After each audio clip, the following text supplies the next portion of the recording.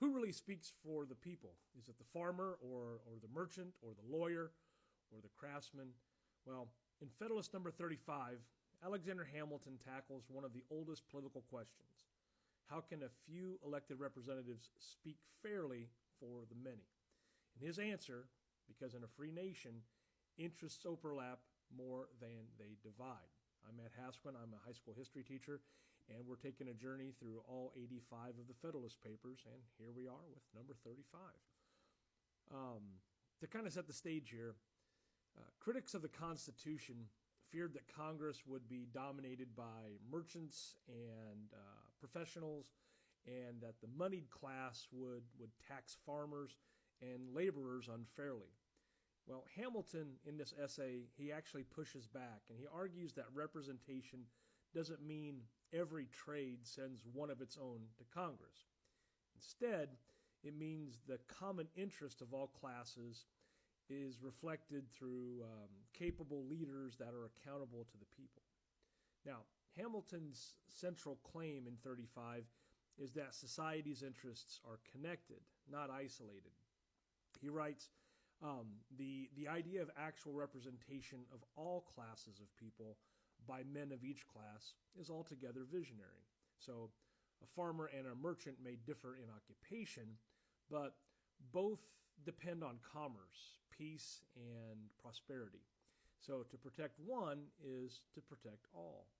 So Hamilton goes on to argue that trying to balance government by occupation would create, chaos. You'd need separate representatives for sailors and blacksmiths and weavers and carpenters and teachers. Instead, he says, choose representatives who understand the general welfare, not just the interests of their trade. So he trusts that those with liberal education and elevated views, not meaning elites, but citizens of experience, will instead legislate for the whole, for everyone. So Hamilton goes on to reject the notion that merchants are the enemies of farmers. The merchant is the natural patron of the mechanic and the manufacturer, and commerce, he'll go on to argue, sustains agriculture by providing markets for its goods. So likewise, the prosperity of farmers sustains trade. Each class flourishes with the other. So, in other words, America's economy is one ecosystem. So, Hamilton places enormous trust in elections as the safeguard of fairness. He believes that representatives who betray the people's interests won't last long in office. The confidence of the people is the chief basis of government, he wrote that. And accountability, then, not quotas, will keep Congress balanced. So Hamilton's deeper message is unity through diversity.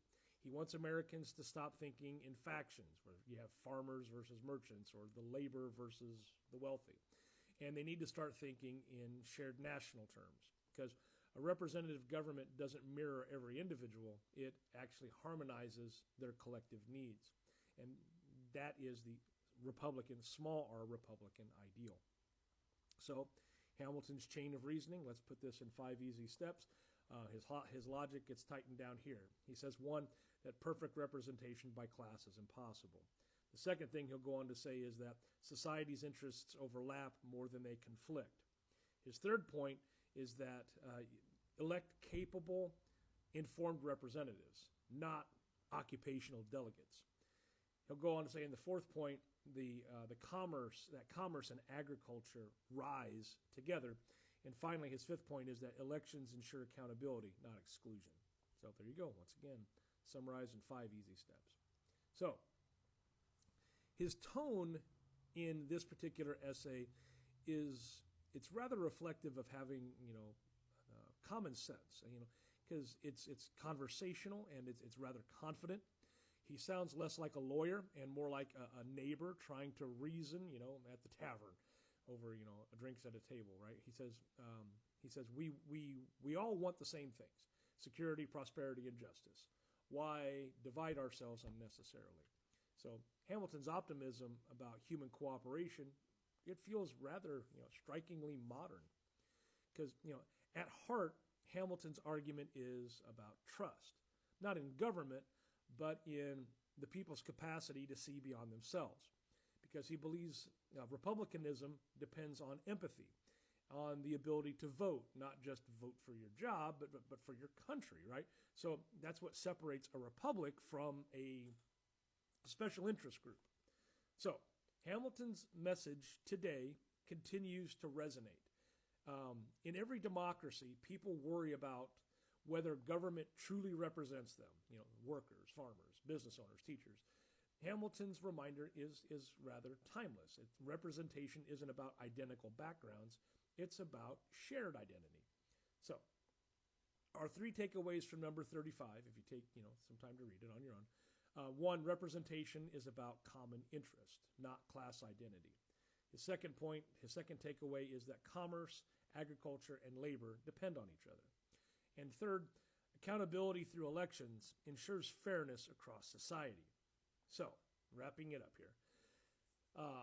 Number 35 is Hamilton's most, probably, let's say, democratic essay, because it's a defense of the idea that in a republic, diversity of background can still yield unity of purpose.